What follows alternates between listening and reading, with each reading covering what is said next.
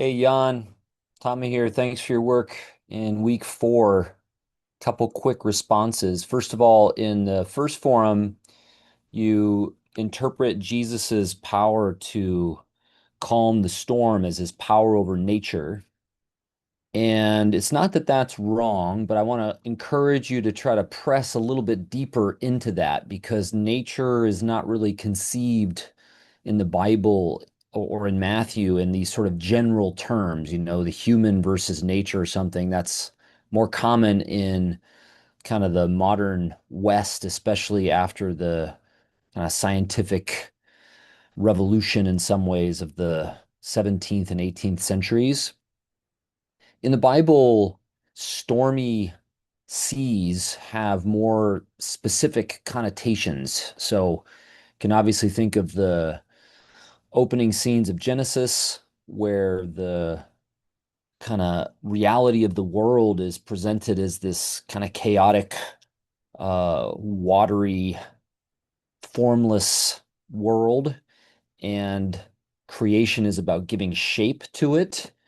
And then the way that Israel is threatened by the approaching Egyptians with the Red Sea, and the way that God shapes the sea so that Israel is able to cross it, but especially the book of Daniel, which I think is really close in the background of this passage in Matthew 8, because Jesus has just talked about himself as the Son of Man for the first time.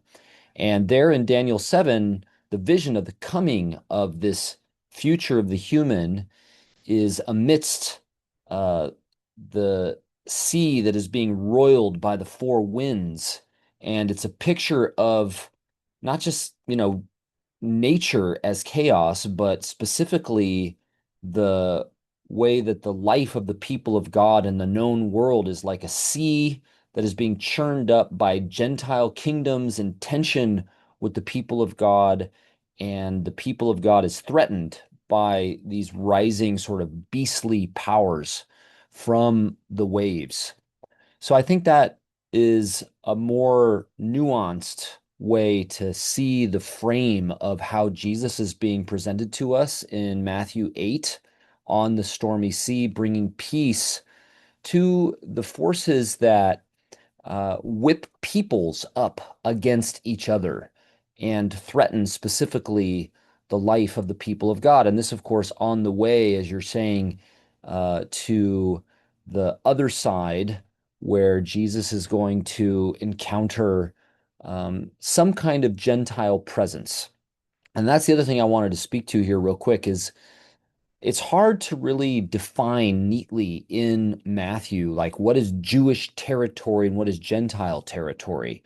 The the region of the Gadarenes that Jesus crosses to historically would have been part of the land of promise, but obviously over generations has been populated by different people, and the writer doesn't sort of define the people that Jesus encounters other than these two demonized people and then the way that there's a huge herd of pigs, which of course indicates that this is at least a land where the law of Moses is not being observed.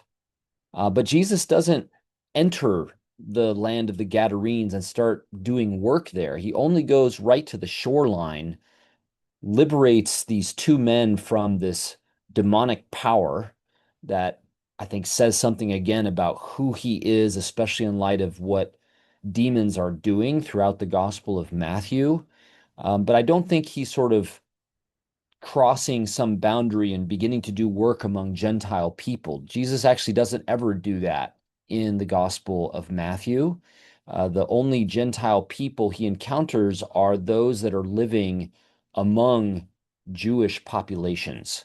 So that's just something to keep in mind as we think about the unfolding work of Jesus. I like what you're saying here about disability in Forum 2, especially just hopefully our ability to reframe what disability is in light of how Jesus relates to people who are ill, and maybe not thinking of illness only as what is affecting an individual person, but the whole conditions of their life that make the condition that they're experiencing so devastating or difficult. So the illnesses that Jesus treats or heals are never just the condition of a person. It's always the condition of their community that's especially intense in one body. And that I think helps us to get at how these healing scenes, especially in the sequence that they come in, are presenting the power of Jesus to us. So, hope that's helpful to you. Thanks again for some good work in week 4.